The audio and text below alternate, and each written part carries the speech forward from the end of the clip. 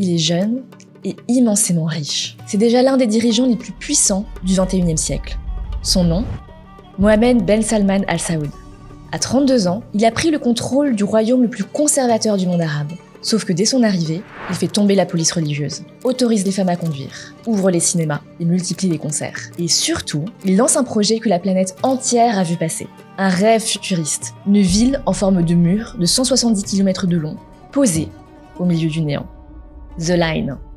Mais derrière cette façade de libérateur se cache un prince impitoyable. Le même homme mène une guerre brutale au Yémen, fait bombarder des villages entiers, réprime les militantes féministes à coups de fouet, enferme les dissidents, a fait découper à la scie un journaliste dans son ambassade et bat chaque année le record mondial d'exécution, 338 en 2024. Et pourtant, ce même prince est reçu en grande pompe, à l'Élysée, à la Maison-Blanche, au G20.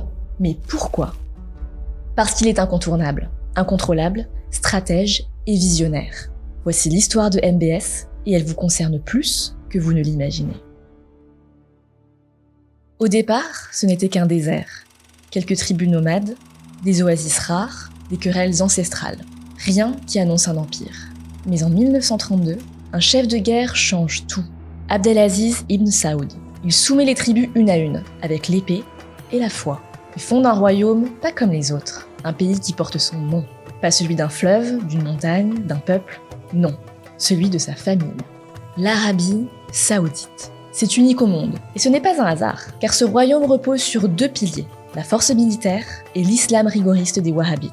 Un pacte ancien mais redoutablement efficace. Au début, le pays est pauvre, mais en 1938, les entrailles du sol révèlent un trésor. Du pétrole. Partout. Et pas qu'un peu. Sous leurs pieds, 15% des réserves mondiales. L'un des plus grands gisements de la planète. Ce n'est plus un désert. C'est une mine d'or liquide. En 1945, Ibn Saoud scelle l'alliance du siècle avec Roosevelt. Pétrole contre protection. Les États-Unis garantissent la sécurité du royaume. En échange, ils sécurisent leur accès au pétrole. Résultat, une monarchie ultra riche, ultra conservatrice. La famille royale vit dans le luxe absolu pendant que la société reste figée. Pas de parlement, pas de contre-pouvoir, tout est dans les mains des Saouds. Un royaume verrouillé, gouverné par des centaines de princes. Chacun placé, chacun payé, chacun loyal. Mais dans ce système figé, un jeune homme va surgir. Impatient, ambitieux et prêt à tout pour bousculer l'ordre établi. MBS. Lui aussi porte le même nom de famille, celui du pays.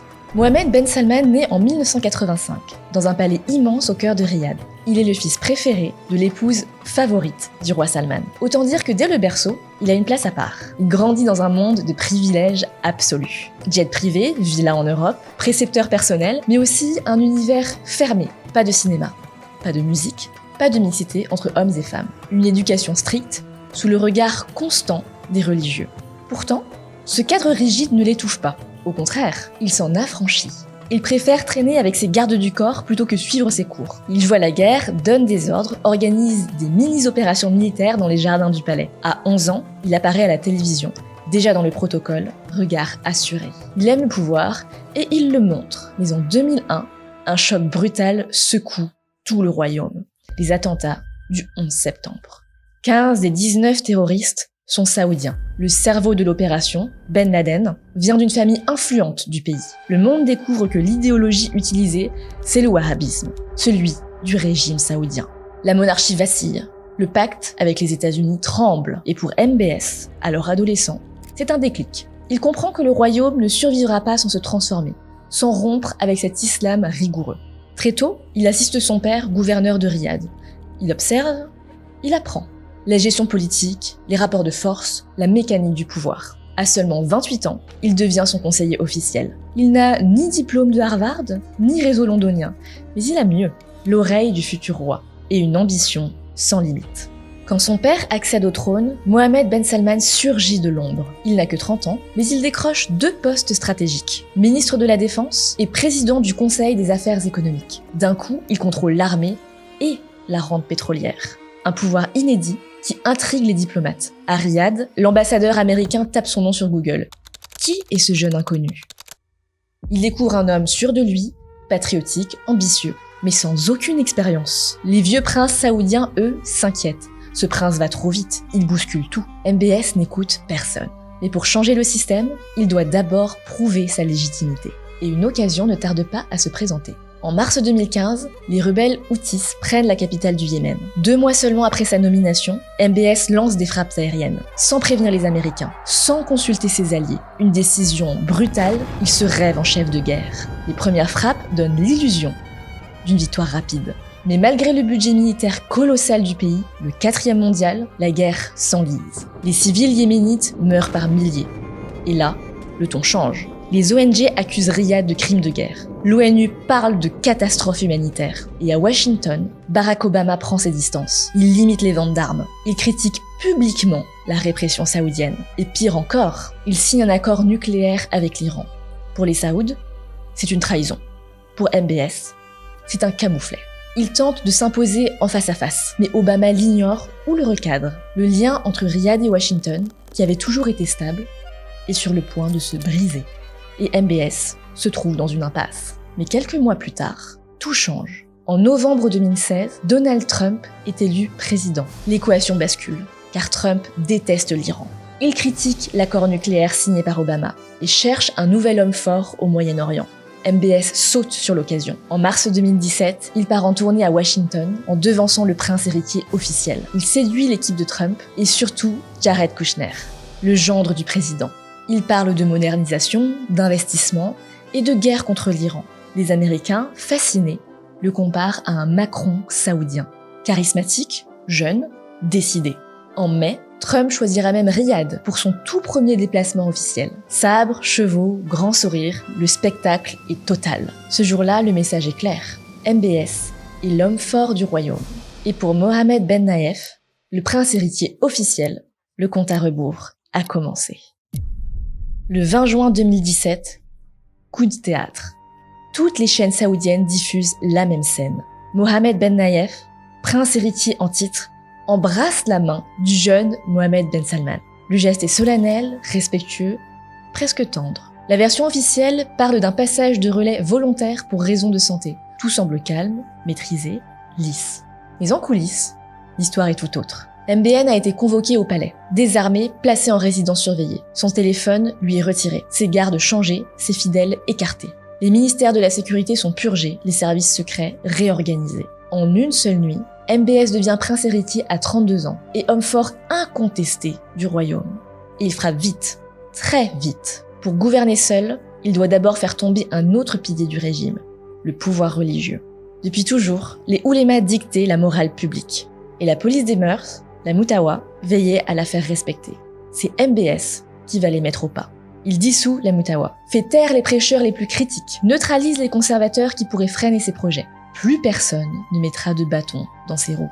C'est ce coup de force contre l'ordre religieux qui lui permet de lancer sa révolution sociale. En quelques mois, les femmes peuvent enfin conduire. Les cinémas rouvrent après 35 ans d'interdiction. La mixité s'installe dans les lieux publics. L'Arabie Saoudite change de visage. La jeunesse l'acclame. Les médias occidentaux s'extasient. Un soir, MBS filme un concert depuis les coulisses. Il envoie la vidéo à un ami européen accompagné d'un simple message WhatsApp. C'était ça, ou les islamistes. Tout est là. Une modernisation, mais sous contrôle, car dans l'ombre, la main reste de fer. Les militantes féministes qui réclament plus, arrêtées, torturées, réduites au silence. Les prédicateurs qui résistent, enfermés. Et même dans sa propre famille, les femmes restent invisibles. Aucune photo de sa sœur, aucune apparition publique de son épouse. La volonté de MBS n'est pas tant de libérer son peuple, mais plutôt de survivre, car le royaume dont il hérite est au bord du gouffre. Les Saouds ont beau être riches comme Crésus, ils ne peuvent plus financer le train de vie du pays. 34 millions de sujets ne payent ni impôts, ni eau, ni électricité. Les 2/3 sont employés par le gouvernement, souvent à ne rien faire. Et 80% des revenus du pays viennent du pétrole. Sauf que ce pétrole rapporte de moins en moins. Le prix a été divisé par 2 sur les dernières années et la demande mondiale recule. Et dans quelques décennies, MBS le sait, les réserves seront à sec. Le système ne tient plus. Alors MBS cherche une solution. Et il en trouve une. Le Ritz. Novembre 2017. Des dizaines de caméras filment l'entrée du Ritz-Carlton de Riyad. Ce palace 5 étoiles devient soudain une prison dorée.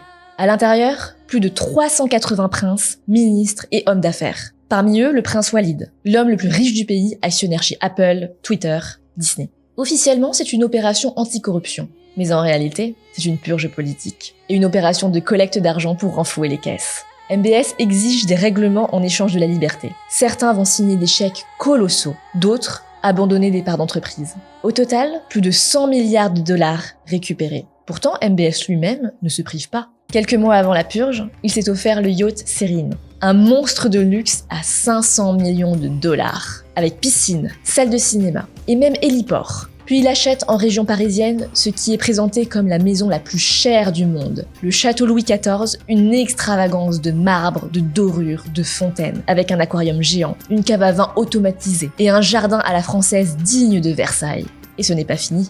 Il acquiert ensuite le tableau le plus cher jamais vendu aux enchères, Salvator Mundi, attribué à Léonard de Vinci pour 450 millions de dollars. Un chef-d'œuvre énigmatique qu'il fait disparaître aussitôt. Personne ne sait où il est aujourd'hui. Face aux critiques, MBS lance une phrase devenue célèbre. Le pays peut acheter un yacht, pas 50. Mais tout ne s'achète pas, et tout ne se contrôle pas. Car un homme, à ce moment-là, ose dire tout haut ce que d'autres murmurent. Jamal Khashoggi, un ancien proche du régime devenu critique et qui écrit désormais dans le Washington Post pour dénoncer les pratiques de MBS. Sa brutalité, son double visage.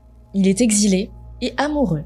Le 2 octobre 2018, il entre au consulat d'Arabie Saoudite à Istanbul. Pas pour militer, pas pour protester, pour récupérer un document administratif. Il va se marier et a besoin d'un papier pour officialiser son union. Mais ce qu'il ne sait pas, c'est qu'à l'intérieur du consulat, une équipe de 15 agents l'attend. Venus spécialement de Riyad, chargés d'en finir avec lui. Il n'en ressortira jamais. Jamal Khashoggi a été froidement assassiné, puis démembré à la scie, morceau par morceau, pour faire disparaître son corps. La CIA accuse directement le prince. Les services turcs révèlent des enregistrements accablants. La planète est sous le choc. Mais MBS nie. Il parle d'agents incontrôlés et organise un procès opaque dans lequel il protège les vrais décideurs. Pour la première fois, le monde voit le vrai visage du prince. Impitoyable.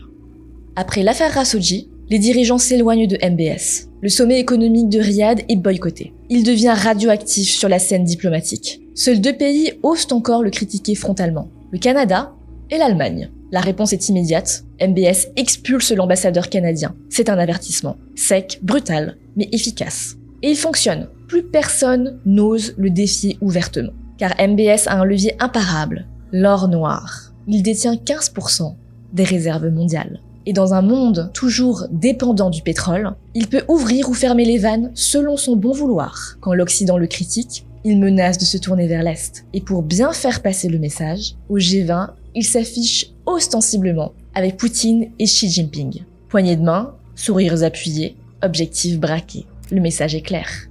Vous n'êtes pas les seuls. Alors l'Occident cède, Joe Biden se rend à Riyad. Macron l'appelle, lui parle longuement. Les poignées de main reviennent, les affaires reprennent. La réelle politique écrase la morale. Et si MBS tient tant à cet appui occidental, c'est parce qu'il sait que son royaume, aussi riche soit-il, ne pourra pas vivre éternellement du pétrole. Il sait que les nappes sous ses pieds ne sont pas infinies. Et surtout, il sait qu'en 2030, la demande mondiale commencera à décliner. L'après-pétrole approche. Alors il prépare la suite. Un projet colossal, un pari fou, un projet pharaonique parmi les plus ambitieux du monde, aussi grand que la Belgique. Un désert transformé en cité du futur, sans route, sans voiture, sans carbone. Un nouveau monde qui émergera du sable. Son nom, Neom. Neom est le cœur de la stratégie de MBS. Son pari pour que son pays survive au XXIe siècle. Son projet le plus ambitieux. Vision 2030. L'objectif est clair. Sortir de la dépendance au pétrole, diversifier l'économie et ouvrir la société. Il veut attirer start-up, touristes, artistes, lancer des géants industriels, des hubs technologiques, des festivals internationaux. Mais surtout, il mise tout sur son rêve de science-fiction dans le désert. Neom. Un méga projet estimé à 500 milliards de dollars, lancé en 2017. Un territoire immense, grand comme 100 fois Paris. Une région entièrement repensée pour accueillir le futur. Dans Neom, plusieurs zones sortent du sable. Trojena, station de ski futuriste en plein désert, Sindala, île de luxe sur la mer Rouge, et surtout, The Line, une ville linéaire de 170 km, 2 murs de verre de 500 mètres de haut, sans voiture, sans route, sans émissions. C'est la promesse d'MBS. Nous ne voulons travailler qu'avec des rêveurs. Mais sur le terrain, le rêve s'épuise.